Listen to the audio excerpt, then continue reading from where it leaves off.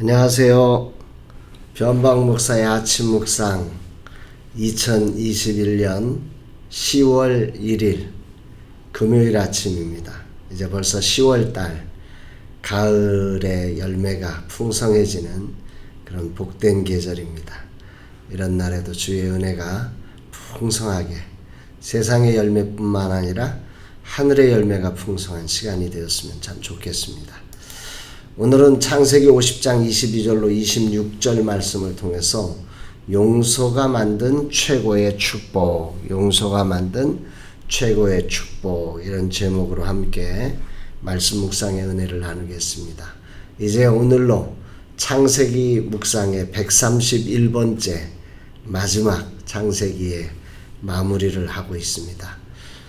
4대 족장 아브라함, 이삭, 야곱에 이어서 이제 요셉 족장의 마무리를 하면서 창세기를 어떻게 마감할까 참 궁금한데, 오늘 이 창세기 마지막 부분에는 그 12지파 형제들을 용납함으로써 이 요셉이 그들과 함께 어우러지면서 만든 그 용서의 축복을 통해서 요셉이 누린 아름다운 축복을 오늘 우리가 볼 수가 있습니다.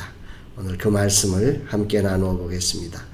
먼저 창세기 50장 22절 말씀 같이 읽습니다. 요셉이 그의 아버지의 가족과 함께 애굽에 거주하여 110세를 살며. 저는 이 말씀에 가장 중요하게 포함되었던 게 이 가족과 함께라고 하는 단어입니다. 요즘 세상의 그 가정들이 함께 이렇게 어우러지는 축복을 받는 가정들이 많지 않습니다. 요셉은 정말 큰 상처를 가족들로부터 경험했던 거 아닙니까? 그럼에도 불구하고 그 요셉은 그 모든 정말 말로 형언할 수 없는 그 심각한 상처를 뛰어넘어서 오늘 그 아버지의 가족들과 함께 하는 이 축복을 누리고 있음을 성경이 말씀하고 있다는 것입니다. 상처가 있어서 함께 하지 못해요가 아니라 사실은 하나님의 은혜로 상처를 극복하지 못한 것이 오늘 우리의 문제임을 봐야 하는 것입니다.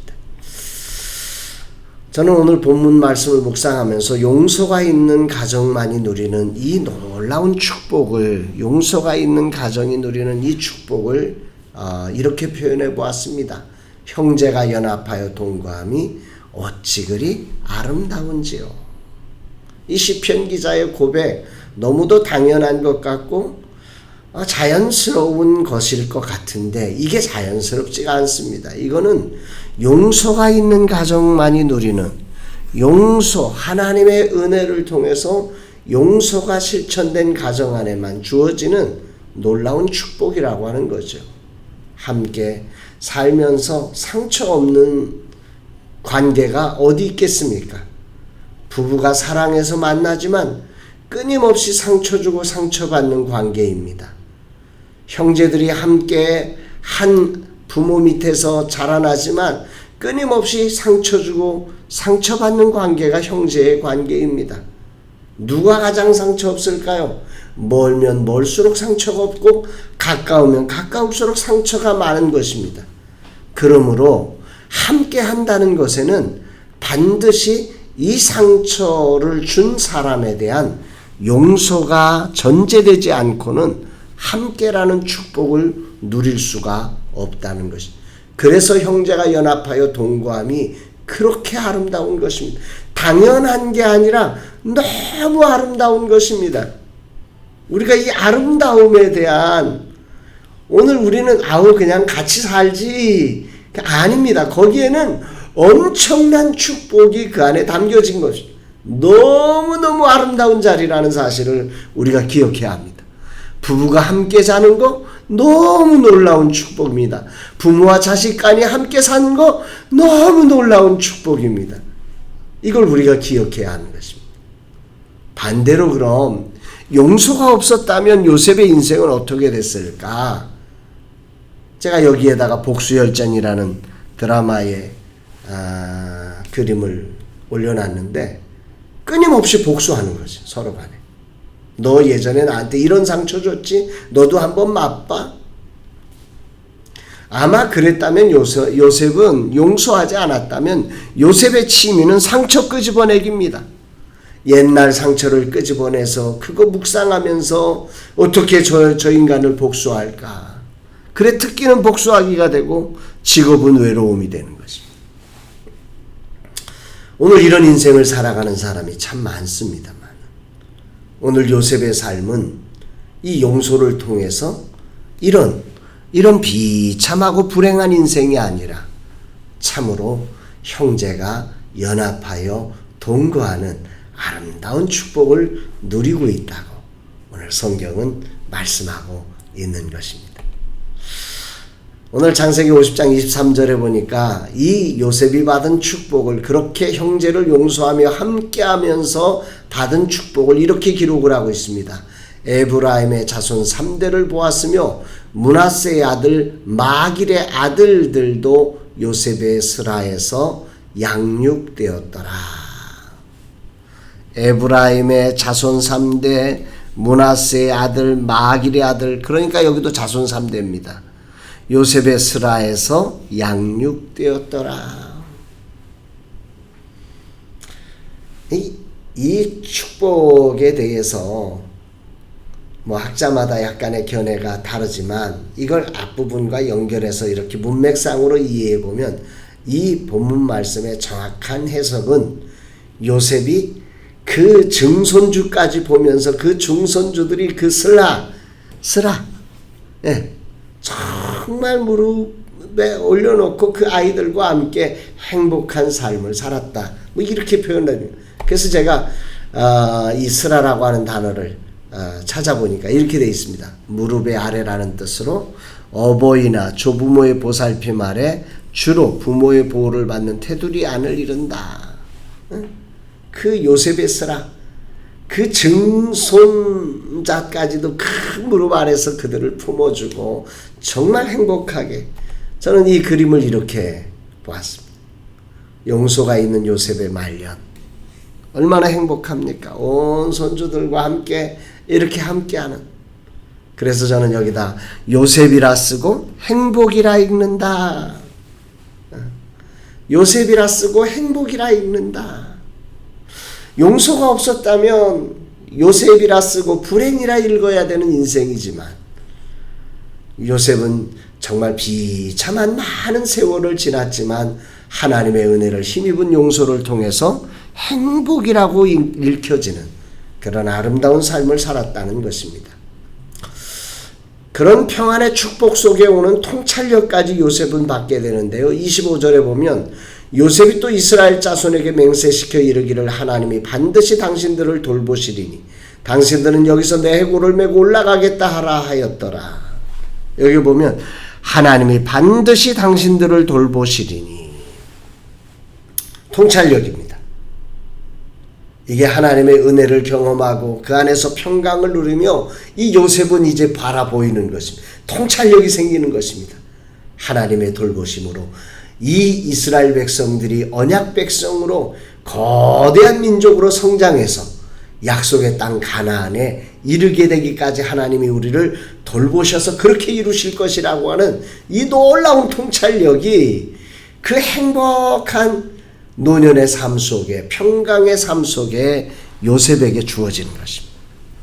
그러면서 그때 내 해골도 메고 올라가겠다고 약속해라, 이렇게 자손들에게 부탁하고 있는 요셉의 모습을 우리는 볼 수가 있는 거죠. 여기서 우리가 묵상해 봐야 될 것은 하나님이 반드시 돌보시리니, 이게 정말 용서를 통해서 악을 선으로 바꾸신 하나님의 은혜를 통해서 용서를 이루고 그 용서를 통해서 주어지는 그 축복을 누리면서 요셉은 보는 것입니다. 그래, 맞아. 하나님이 반드시 돌보신다. 여기서 명심해야 될 게, 우리가 생각해 봐야 될 게 뭐냐면, 요셉은 총리였어요. 애굽의 총리로서도 그의 돌봄으로 이스라엘 백성들을 그 가나안 땅으로 다 민족을 이루게 하고 이렇게 돌아가게 하는 일은 못했어요. 그러나 그의 무력함, 이제 인생의 말년 죽음을 앞두고 그 무력함 속에서 그는 하나님께서 돌보셔서 이제 놀라운 일을 이루실 것을 믿음의 눈으로 예언을 하고 있는 것입니다. 예언을 할 수 있는. 참 놀랍죠?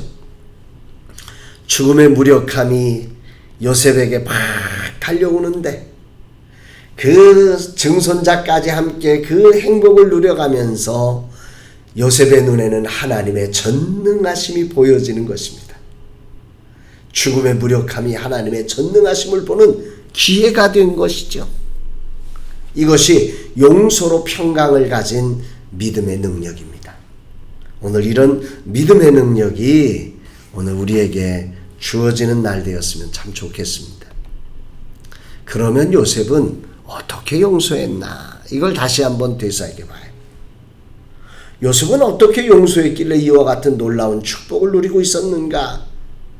이 키포인트가 창세기 50장 21절에 나오는 말씀입니다.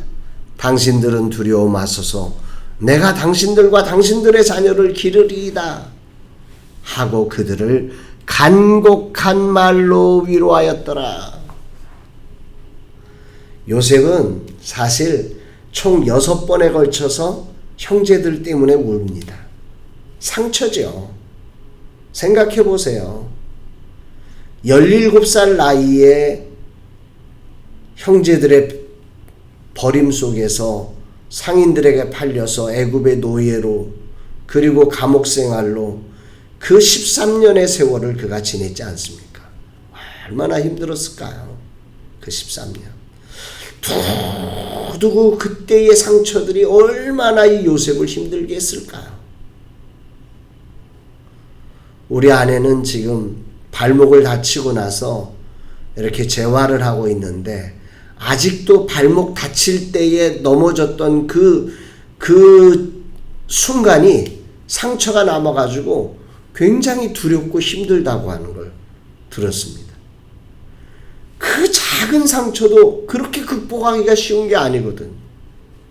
근데 요셉은 도대체 그 큰 상처를 어떻게 용서하고 오늘 이렇게 오히려 자기가 위로받아야 되잖아요.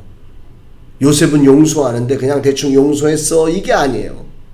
완전하게 넘어가서 간곡한 말로 위로할 정도로 용서를 하고 여기 간곡한 말이라고 하는 것을 생각해 보면 이 간곡이라고 하는 것은 간절하고 정성스러운 것이 겉으로 이것이 태도로 자세로 드러난 모습이에요. 얼마나 이 요셉이 이거 뭐 해도 되고 아이 너 할 테면 하고 말 테면 말어 나는 할 일 다 했어 이런 게 아니었다는 거죠. 그의 모든 이걸 안 하면 안 되는 것. 이 형제들과 연합을 이루어야 하기에 하나님의 언약의 사명을 이루어야 하기에 그는 간곡한 말로 그 형제들 한 사람 한 사람을 위로하며 두려워하지 마세요 형님들. 내가 당신들과 당신들의 자녀들까지 내가 다 살펴줄 거니까 걱정하지 마세요. 우리는 형제예요. 우리는 하나예요. 그걸 말씀하고 있는 거예요. 그럼 왜 요셉이 이렇게까지 하는 거죠? 아니 요셉이 이래야 되는 게 아니라 형제들이 그래야 되는 거 아니에요? 그런데 왜 요셉이 이랬을까요? 여기에 힌트가 50장 20절에 나오는 당신들은 나를 해하려 했으나 하나님은 그것을 선으로 바꾸사 오늘날같이 많은 백성의 생명을 구원하게 하시려 하였나니. 요셉은 이 긴 세월의 시간을 살면서 두 가지를 발견한 것입니다. 하나는 하나님이 그 형제들이 자기에게 만들었던 그 악을 선으로 바꿔주시는 모습, 그 하나님의 큰 은혜를 경험한 것입니다. 은혜를 체험한 것입니다. 세상의 악도 하나님은 선으로 바꿔주시는구나. 이걸 깊이 경험한 것입니다. 그것과 함께 요셉은 그 하나님의 선을 경험해 가면서 이 하나님의 은혜가 생명을 구원하게 하는 사명으로 주어진 것이구나. 이 은혜를 사명으로 바꾸게 되는 이 놀라운 발견을 하게 된 거죠. 요셉의 입장에서 17세의 형제들에게 버림을 받고 상인들에게 팔려 노예로 감옥 생활로 13년 세월을 보낼 때 그때를 생각하면 도저히 요셉은 용서할 수가 없습니다. 그러나 악을 선으로 바꾸시는 하나님의 크신 은혜, 사랑, 그리고 그 은혜와 사랑을 통해서 그는 생명을 구원하시는 하나님의 계획, 사명을 발견하고 소망을 발견하고, 그리고 이것이 축복임을 믿는 믿음으로 오늘 이 마지막 순간을 그렇게 멋있게 용서로 12지파를 하나로 묶어내며 하나님의 축복을 누리고 있는 것입니다.